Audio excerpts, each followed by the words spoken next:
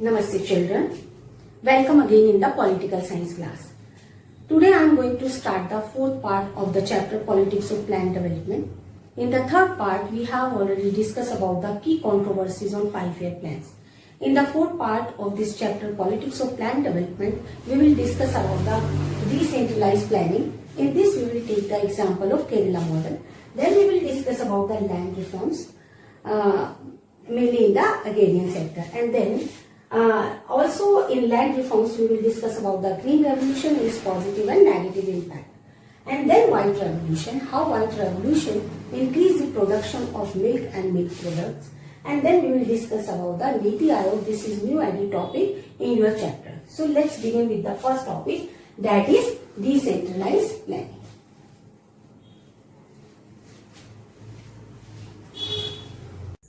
Students, the development charted by the state of Kerala is an example of decentralized planning.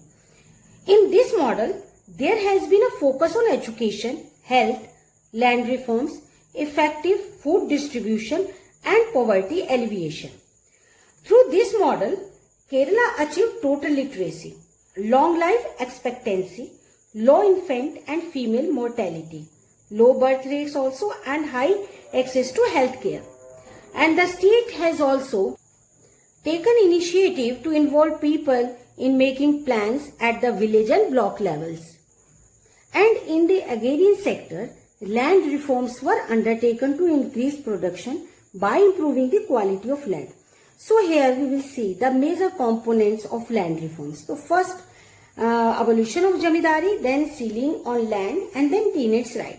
If we will talk about the abolition of Jamidari, so this bold act not only released the land from the clutches of a class that had little interest in agriculture, it also reduced the capacity of the landlords to dominate politics.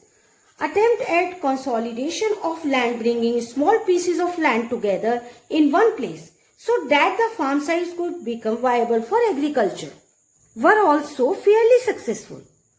And ceiling on land means how much agricultural land one person could own.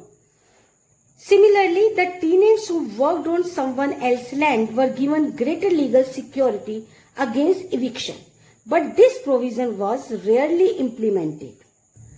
And the land reforms could be successful only if landless poor were mobilized, but the landowners were very powerful and wielded considerable political influence. Therefore, many components of land reforms did not succeed. And students, due to this, the agricultural situation went from bad to worse in 1960s. Between 1965 and 1967, severe drought occurred in many parts of country, mainly in Bihar. Now the next topic is green revolution. This is very important topic. In this topic, we will discuss about the positive and negative impact of green revolution also. Students, green revolution was also the type of land reform. In the first form of land reforming, try structural changes in the form of land holding. And in the second, try to improve the quality of land in the form of green revolution. Students, the green revolution in India refers to a period when Indian agriculture was converted into an industrial system due to the adoption of modern methods and technology, such as the use of high-yielding variety seeds, tractors, irrigation facilities, pesticides and fertilizers. It was mainly found by M.S. Swaminathan. And the Green Revolution within India commenced in 1958 that led to an increase in food grain production, especially in Punjab, Haryana and UP. Now we will discuss about the impact of Green Revolution. First we will take the positive impact of Green Revolution. First we can say it led to an increase in agricultural production, mainly in wheat. Punjab became the wheat basket of India, and it resulted in the rise of middle peasant sections. There were farmers with medium-sized holding who benefited from change conditions and soon become politically influential. Now, impact of Green Revolution and the negative points. It increased polarization between classes and regions and the gap between the rich and poor increased. Few states became prosperous while the others remained poor. And the negative point of Green Revolution was it led to soil pollution. Too much use of insecticides and pesticides led to degeneration of soil in long run. Now the next topic is White Revolution. Students, White Revolution is the name given to the model of rural development by increasing the production of milk and its products. Amul, a dairy cooperative at Anand, Gujarat, started by Varghese Kurian, best represent this model. Students, in 1970, a rural development program, Operation Flood, was started. This is 1 mark question.